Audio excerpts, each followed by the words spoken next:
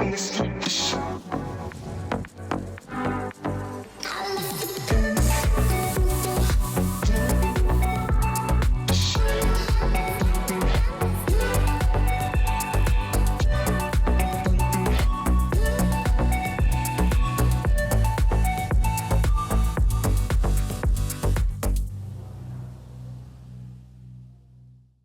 it going? This is Joe and Tell. Today I'm going to be taking a look at this speaker from a company, Highfibox.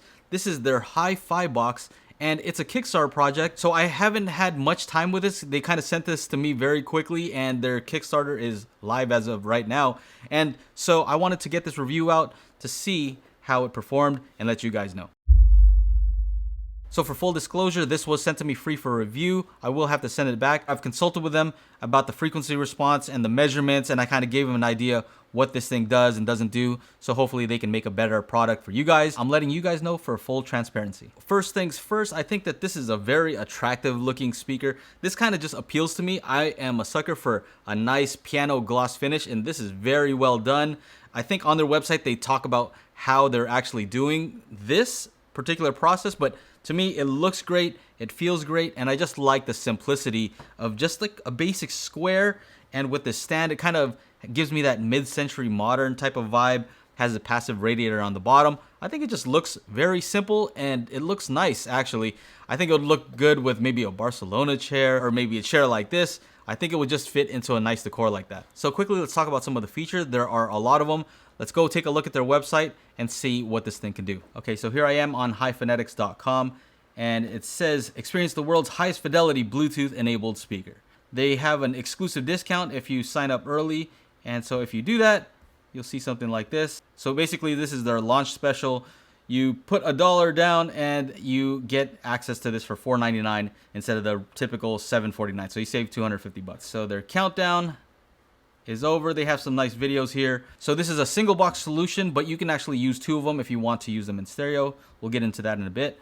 So this is Bluetooth 5.0. They have these three colors. The one I have is in black, but these others look pretty nice. Very interesting looking colors. I wish it kind of would have went with some wild colors, just because the style of it looks like the type that could be orange or, you know, some of these wild colors. But anyway, this is their first Kickstarter, so we'll see. Maybe they'll make some new stuff down the line. So this was what I was mentioning earlier. This does have true wireless stereo, which means that you can use Bluetooth. If you have two of these, you can use them in stereo without any wires to either of them, except for the power for each, of course. Right here, they're talking about a 70-degree ultra-wide soundstage, which this is a coaxial, and I can confirm that listening all around, it does have a pretty nice, even sound throughout the room. It says here, studio tested for 20 hertz bass, and they're showing the passive radiator here. And so I did test this, I did measure these, and I see where they kind of got that number. If you measure the passive radiator, it does have some pretty deep extension, but in room, you may not experience that amount of bass, but it depends on where you place it. It's saying here that the front coax fires at 15 degrees. So here you see the 7-inch woofer. The tweeter is behind this kind of fabric. It is using a compression driver, so the tweeter is not this front piece. It's actually recessed slightly and firing out of this area. The legs are stainless steel. It does have an upward angle because this is meant to be placed on the floor. You have your power switch, your IEC power cable, which is included. And then you have XLR and 1/4 inch combo. So if you want to use this in a studio, you can use your XLR. I think that's really smart. You can also use analog RCA input. You have the Bluetooth pairing button, the true wireless stereo button, and then you have your volume control here. And this is another feature I like. It does have treble and bass control to give you an opportunity to kind of tailor it to your particular taste. And so as you can tell, this is not a very big speaker, not the smallest speaker either. Here you can see the dimensions. I would say about 8 inches, like an 8-inch cube, basically. So here they're talking about the coaxial driver with a TPU surround, graphite impregnated paper cone. All right. Wow. I didn't even notice that was paper. That's really nice. Okay, proprietary dust cap and a 25mm compression driver. The tweeter can go up to 110 dB. All right, pretty loud. And for my testing, this can get loud. Downward firing passive radiator. It says using MDF, and this is what I was talking about earlier. It has an oven cured PE high gloss finish. They also reached out to tell me that this is all custom, nothing prefabricated, anything like that. They wanted to let me know that, you know, even the wood, even the enclosure is custom done. It is a powered speaker, so you do have a plate amp on the back. So that gives you 90 watts for the woofer and 60 watts for the tweeter. The weight is 16.5 pounds. It's using aptX HD Bluetooth, and the amplifiers are Class D. The frequency response is 60 Hz to 20 kHz, which is pretty decent for a small size. And down here they have some testimonials from Paul Brown, it says Grammy Award winning jazz guitarist, and Jerry Albright, also a Grammy Award nominated saxophonist. All right, I always like to see these drawings. I think these are really cool. And this is a Kickstarter campaign, so I'm always rooting for guys who are, just maybe a one-man show and they're out there trying to create a product. I think that's really cool. So I really support that type of endeavor. It takes a lot of guts to try to do something like that, especially going into a space like this. So I applaud those guys. So here's some cool drawings. I love seeing these for some reason. I don't know what it is, but looks awesome. And then they say here, meet the team. So Linda Kwong, Chris Thomas, and Philip Richardson here. This guy looks like he could be my uncle or something. So I did get a chance to test these with my various test tracks, and I can say that I have an opinion about the sound here. First thing I thought of is these can get pretty loud. I think it might be that compression driver, but I was surprised how loud this could actually get, and pretty clean sound. Of course, it's not gonna, fill a huge space. There's still physical limitations, but for the size, it could get pretty loud. So let me turn this around here so you can see the plate amp. So you see here you have your treble and bass controls. Out of the box, this came with them at the 12 o'clock position. And to me, that sounded a little bit too bright. I don't like bright speakers. You know that. I like speakers with a ton of bass. But the cool thing is you can adjust these. But I have it so that the treble is at the 9 o'clock position. And the bass looks like it's at 3 o'clock. So these are the settings that sounded the best to me. And I wanted to see in the measurements later on how that actually measured. And so we'll take a look at that in a bit. With those settings, overall, the tonality I thought was pretty good. I got that feeling that you get when you're listening to a hi-fi speaker where, a lot of hi-fi guys, they want a little bit extra detail. I think that gives that to you. It may not be my personal preference, but I could see how somebody who likes that extra air would like something like this. Because this is meant to be on the floor, I think that extra treble response could be useful because you're going to be far off axis to the tweeter. And so it's different from listening to a speaker where the speaker is pointed directly at you. So if you're going to use this at maybe a desk, in a studio environment, you may want to turn that treble down a little bit. But if they're going to be placed on the floor, you have the opportunity to turn the treble response up to compensate for just being far off axis vertically to this. Another thing is because it's near the floor, you do get bass reinforcement from the woofer, the passive radiator, bouncing off the floor. And so you get some extra bass there.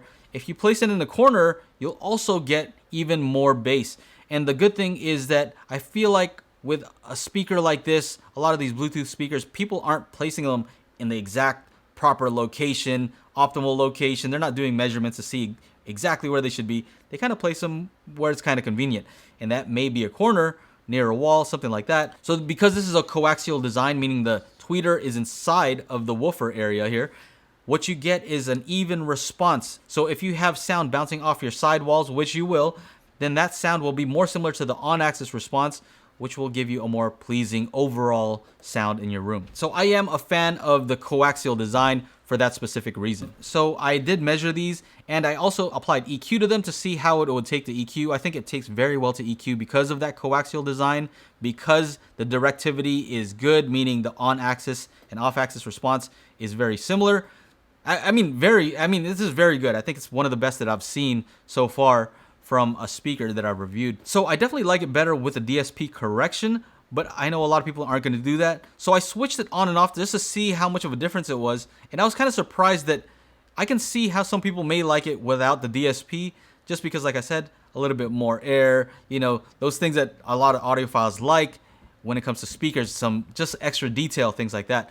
That kind of comes through. I prefer it EQ'd, but it actually sounded pretty decent without the EQ as well. So if you want to get technical, let's take a quick look at the measurements. Here we have the on-axis response. Now you can see it doesn't look very smooth, especially here you'll get a dip. This is because it's a coaxial driver, and if you go on-axis, that's the point where you get the most reflections. So it's not really fair for a coaxial to measure it directly on-axis, but I just wanted to let you guys know. A listening window response is more indicative of what you're going to hear from that speaker. So this is the listening window response, and you see that the dip has gone away. So definitely not the flattest speaker that I've seen. There is a mid-range bump here, and so there's some peaks and dips here. For perspective, this is the center line. So this is about plus 3 dB, and this is about minus 3 dB. So you can see this is plus or minus 3 dB.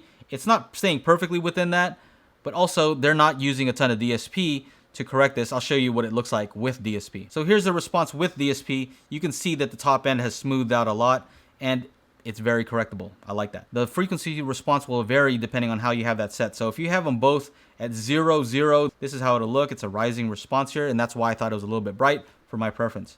Each knob goes to minus 3 dB or plus 3 dB. So if I have the treble at minus 3, you can see it knocks that down there. And at plus 3 dB, it goes up even further. If I set the bass to minus 3 dB, if I go plus 3 dB, so the hinge is here around 3.5 kilohertz, and you can see that the bass is up. So my preferred setting was treble at minus 1.5 dB and the bass at plus 3 dB.